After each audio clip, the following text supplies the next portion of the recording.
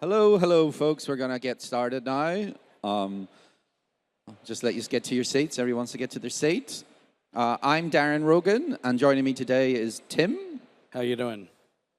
Can I just get a raise of hands of who has some Doge? How many Doge fans have we got here? Lovely to see. Very nice to see. Excellent. Who's passionate about decentralization? Yeah? Well, that is very good, because we're going to talk about DogeBox, and the future of decentralization. And you can see our very nice icon is upstairs. So remember, take some pictures. And we got the shirts.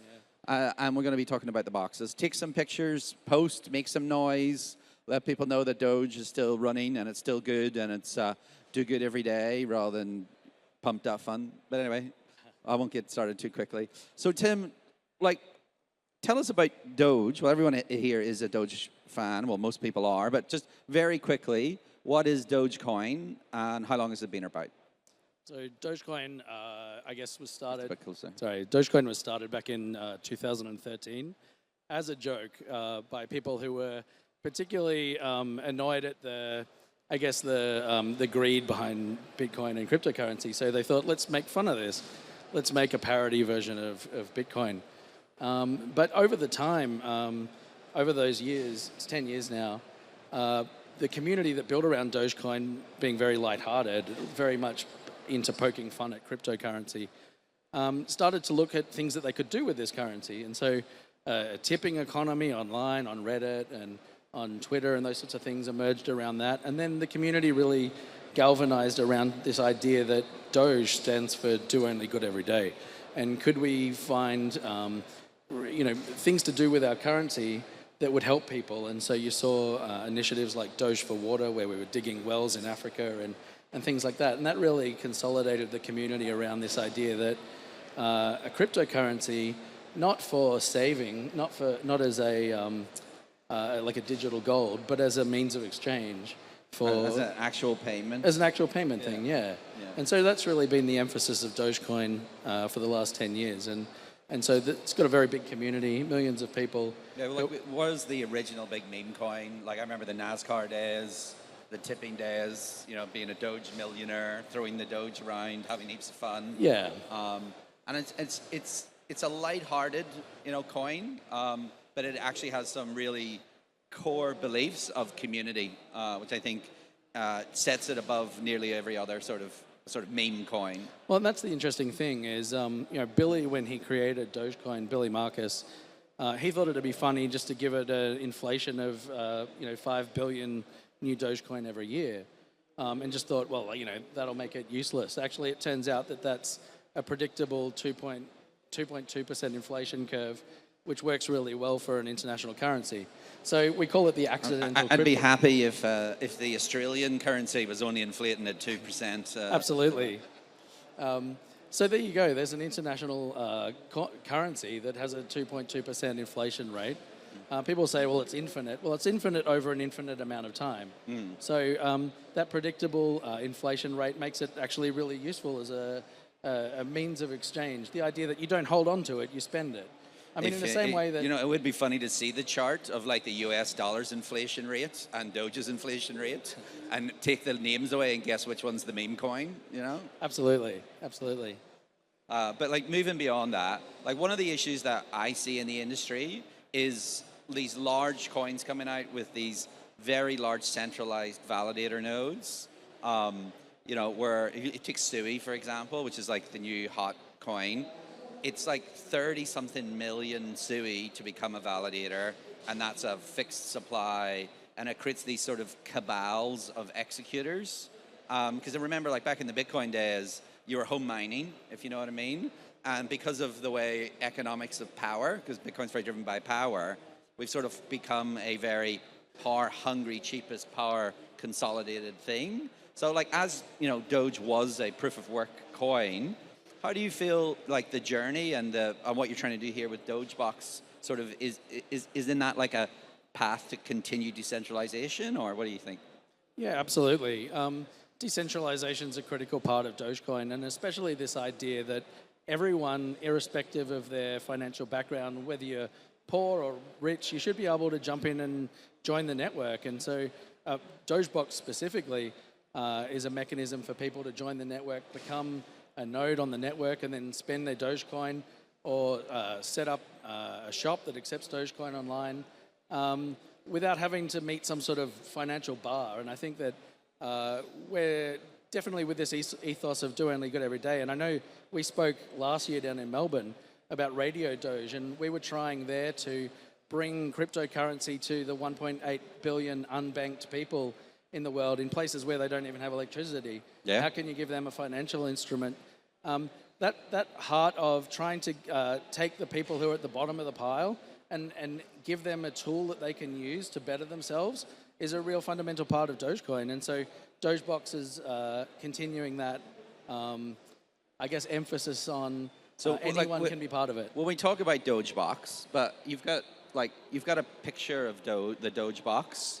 Like, is anyone here actually like run a server or staking at home? Anyone? No? We got a couple. Has anyone like put money in like a staking coin, like a Lido or something like that? Yeah, we got a couple. So, like one of the big things about cryptocurrency was to try to be the money of the people, to have access to everyone, and not to just change one banking elite for another banking elite. And certain coins are moving towards, fast execution to try to be like a very fast payment, and some are moving towards sort of decentralization and enablement. And radio, what we spoke about last year, I think was very interesting. But this concept of a plug-and-play device, like who's got an Alexa or a Google Nest or something? You've all got one of those? See, yeah, like they're little small home devices that we can just plug in and start delivering value. So, like, you want to tell people like what DogeBox is? And, so a lot of people here have not probably heard of what it is. Yeah, so DogeBox is the project that we've been working on at the Dogecoin Foundation for about the last 9 months. It's a Linux operating system that runs on a little tiny computer, like your Alexa or like your... You got a picture? I can flick through. Let me just skip ahead a bit. There's a picture of one there. Yeah. The next one. Next one? Yeah. Oh, there we go. Sorry. Yeah, there you go.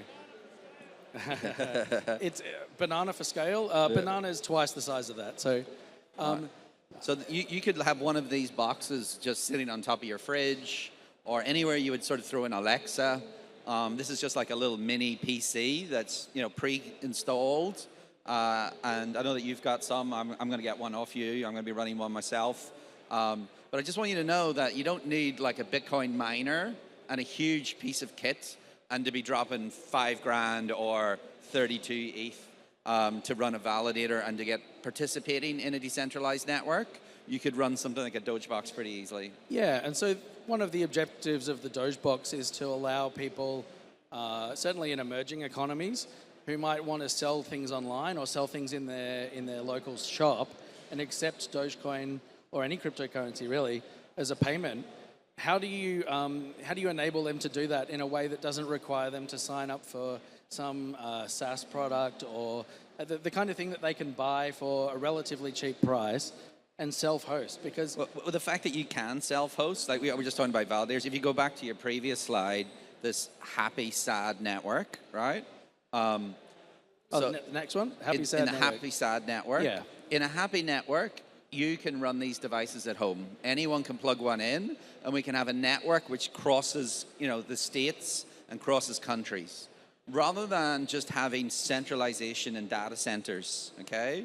Rather than AWS running every chain under the sun, I think it's important to have these sort of opportunities. Would you agree? Yeah, absolutely. I mean, we envisage people, does anyone here have a Shopify website? Or maybe you sell something online, you've got a couple of hands.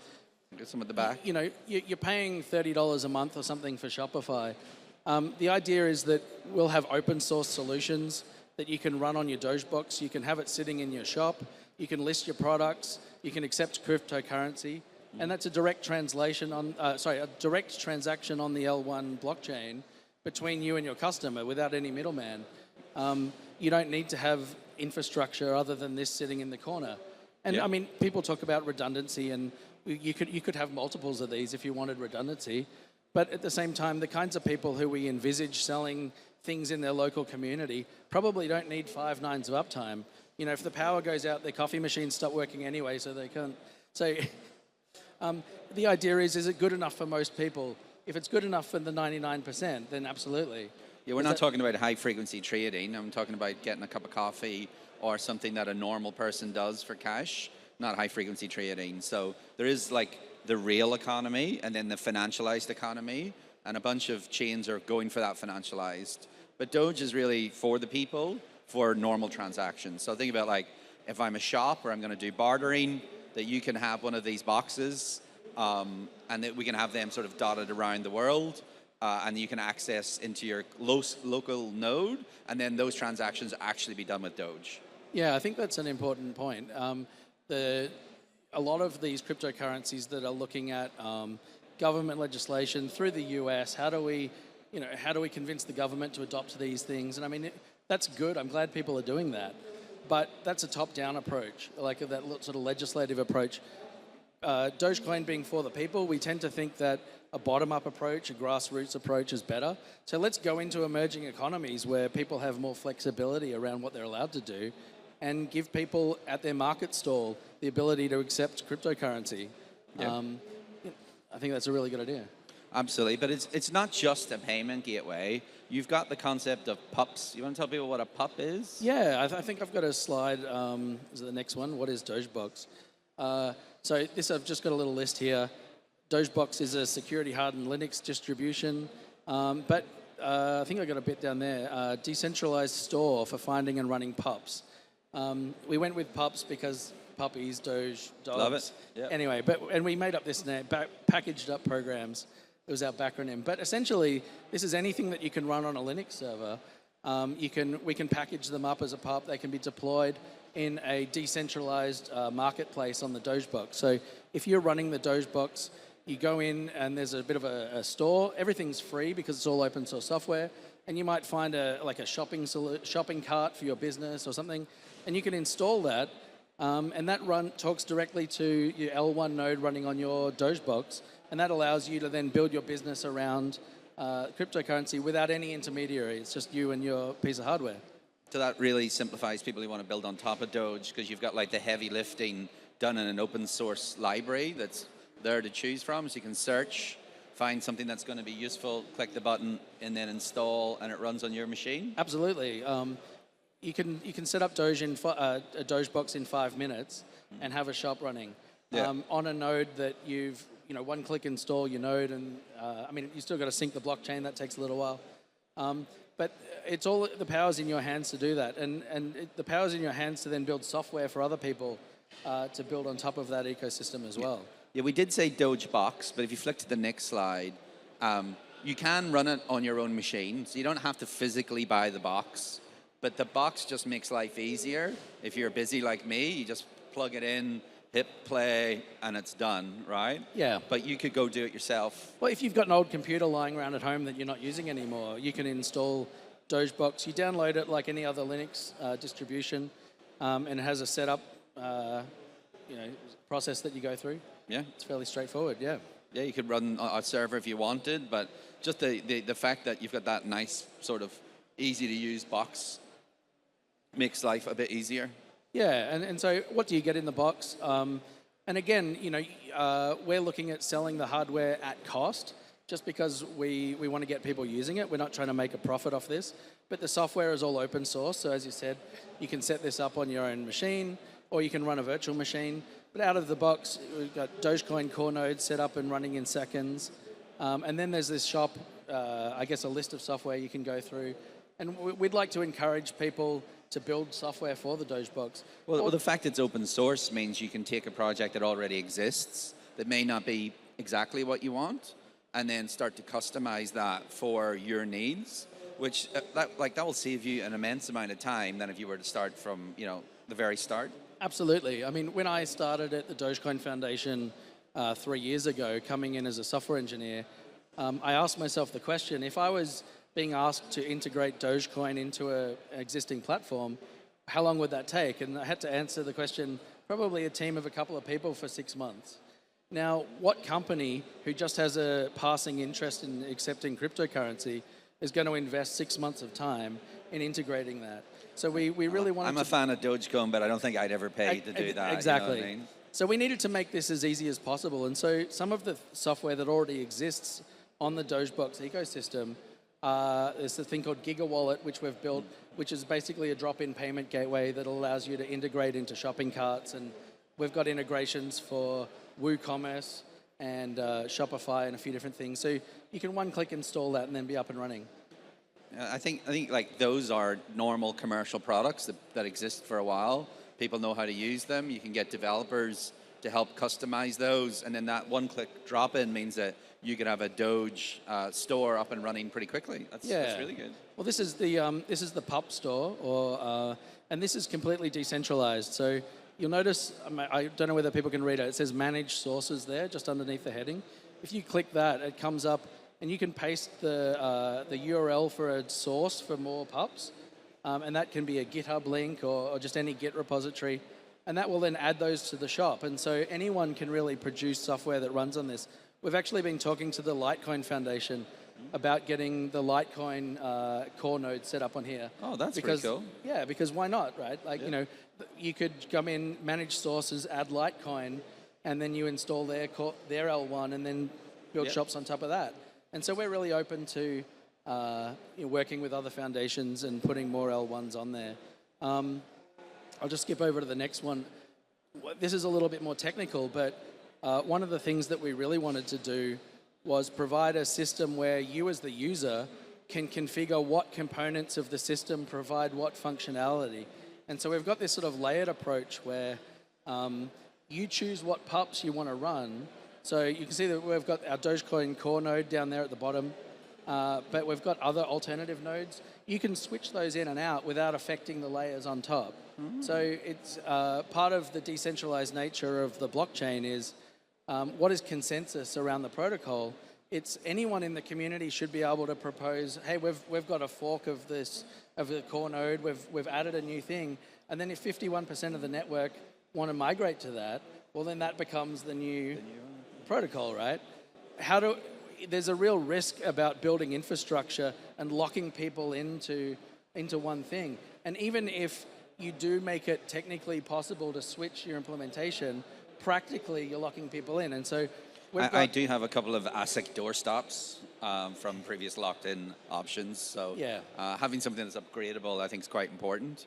But rather than staying on this, because I think it's not as technical, this room, let's talk a little bit more about like the autonomous network and some of the other stuff you've got coming through. Yeah, so this is another thing that we've built, which is part of the DogeBox. We call it DogeNet. And that's when you start up a DogeBox, your DogeBox connects to every other DogeBox in the world via this thing called the DogeNet, which is an autonomous network. It has multiple channels, which you can deploy software onto your DogeBox that makes use of a new channel. Yeah. And it will then talk to every other node on the network that's running that same piece of software. What that allows us to do is release new pieces of, I'll just skip over the next slide. Hang on. Here's a picture of the DogeNet, hypothetically. And if you're, we've just got a few different options there. So take payment gateway for one. If you deploy a payment gateway solution onto the DogeBox, every DogeBox node that runs that payment gateway solution will be able to talk to each other and share data via a gossip protocol, the same way that any L1 does. Now that your piece of software, say the payment gateway or a side chain or something like that, you can build consensus rules on top of that. So you can build proper side chains that work along with the L1. One of the ideas that we've got there is this idea of a payment gateway where every single node would accept payments. And so that if you've got a wallet, for instance, which doesn't have a node running on it, and you want to pay at a coffee shop or something like that, you could find the nearest geographical DogeBox that's running the payment gateway, submit your transaction to that, they relay it to the network, maybe they get 1% of the transaction for passing that on. And now we're incentivizing people in the community to run these things because they've got a mechanism to make a little bit of coin. I think that's an important thing to realize, that incentivizing people to run these things is important to get people to continue to upgrade, install, and look after them. Now, I know it's pretty straightforward with the automation that you've got and the package release systems, but it's still an important thing to make sure that we're rewarding the people who are putting these community goods and access for everyone, if you want it to stay longer term, that is. That's the thing. I mean, unless we've got a panel tomorrow that I'm on about meme coins, and I often have people come up to me and they're launching a meme coin and they'll say, well, you're the OG meme coin. How do you do it? And it's like, well, we ignore the meme and we provide utility for people.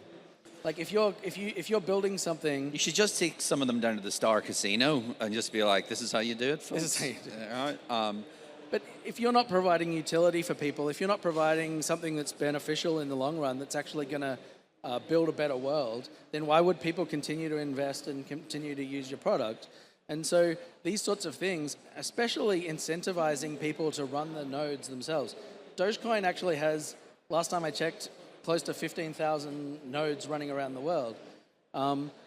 How do you continue to incentivize those? Because that's what strengthens your network. That's what adds the resilience. Yeah, and it's an extremely important part. But we've only got a couple of minutes left, so let's get through the last couple. So this is just talking about the potential for payment layers to be built on top of this, the building blocks for e-commerce platforms. Because if you look at the world today, a vast amount of the money flying around the world is happening through online transactions, online commerce.